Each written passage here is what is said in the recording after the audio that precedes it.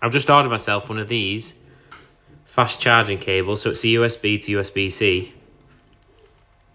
I've just received my new iPhone and it doesn't come with a plug.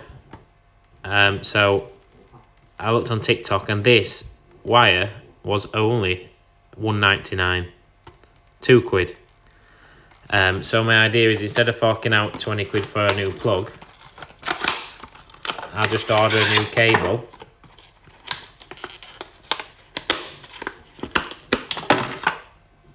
and use my old charging plug.